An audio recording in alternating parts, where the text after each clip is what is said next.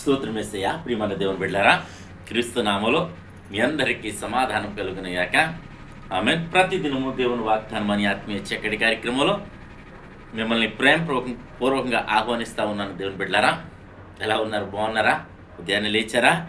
ప్రార్థన చేసుకున్న ప్రతి దినము మరి మీ గృహాలను దర్శించడానికి దేవుడు ఇచ్చిన కృపను బట్టి మరి మీ గృహాలను దర్శించడం జరుగుతుంది. ప్రతి ఒక్కరూ మీరు దేవుని ఎడల భయభక్తులు కలిగి ముందుకు సాగాలన్న దేవుని చిత్తం కనుక మరి దేవుడు ఈ దినం ప్రతి దినం పురికొల్పడానికి ఇస్తున్న కృపను బట్టి ఆయన స్తుతించండి, ఘనపరచండి అని మీకు తెలియచేస్తూ ప్రతి దేవుని వాగ్దానం అని ఆత్మీయ చక్కటి కార్యక్రమంలో వాగ్దానం చదువుతున్నాను. ఇర్మియా గ్రంథము 15వ అధ్యాయము 16వ వచనం. నీ మాటలు నాకు దొరకగా నేను వాటిని భుజించి తిని, సైన్యములకు అధిపతియగు యెహోవా దేవా, నీ పేరు నాకు పెట్టబడిన గనుక నీ మాటలు నాకు సంతోషమును, నా హృదయమునకు ఆనందమును కలుగజేసింది. దేవునికి స్తోత్రం. మరి చక్కటి వాగ్దానం ద్వారా ప్రభు మాట్లాడుతున్నాడు. నీ మాటలు నాకు దొరకగాట అంటే దేవుని మాటలు బలమైన మాటలు అన్నమాట. దేవునికి స్తోత్రం. హల్లెలూయా.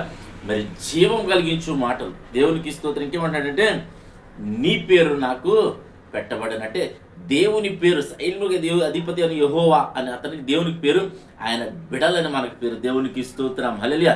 నీవు నా కుమారుడు అని మరొక చోట దేవుడు పిలుస్తున్నాడు కనుక ప్రతి ఒక్కరము దేవుని బిడలం.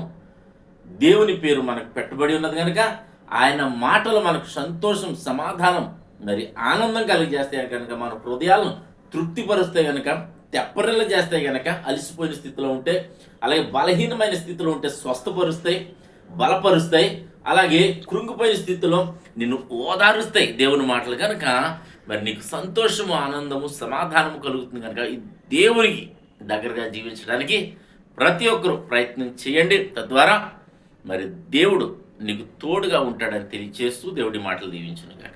ఆమెను ప్రార్థన చేసుకుందాం. స్తోత్రము తండ్రి, వందనాలు యేసయ్యా. ప్రతి దినము దేవుని వాగ్దానం అని ఆత్మీయ చక్కటి కార్యక్రమంలో తండ్రి మీరు ఇస్తున్న వాగ్దానంకి స్తోత్రాలు. ఎంతమంది ప్రజలను తండ్రి యూట్యూబ్ ద్వారా, షేర్ ద్వారా, ఫేస్బుక్ ద్వారా, ఈ రోడ్డు మార్గం వెళ్తూ చదువుతున్న వారందరి జీవితాల్లో ఈ వాగ్దానాలు నెరవేర్చమని ప్రార్థిస్తున్నాం మరొకసారి తండ్రి.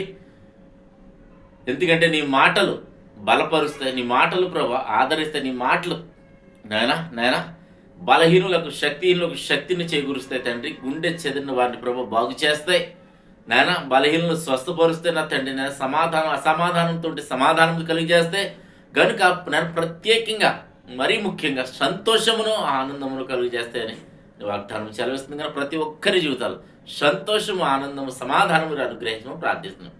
మా గ్రామాన్ని, మా రాష్ట్ర, మా దేశాన్ని కాపాడు. ఎవరెవరు ఏ పరిస్థితుల్లో, ఏ ప్రార్థన అవసరాలు కోరుతున్నారు ప్రతి ఒక్కరి జీవితాల్లో ఒక అద్భుతం జరిగించమని ప్రార్థిస్తున్నాను. స్వామి నీకు వందనాలు.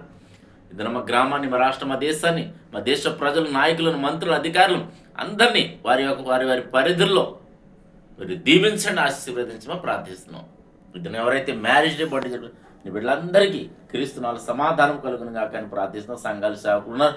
ఎక్కడెక్కడైతే క్రిస్మస్ ఆరాధనలు ఘనంగా జరుగుతున్నాయి ప్రభా, ప్రతి చోట ఘనంగా జరిగించమని నీ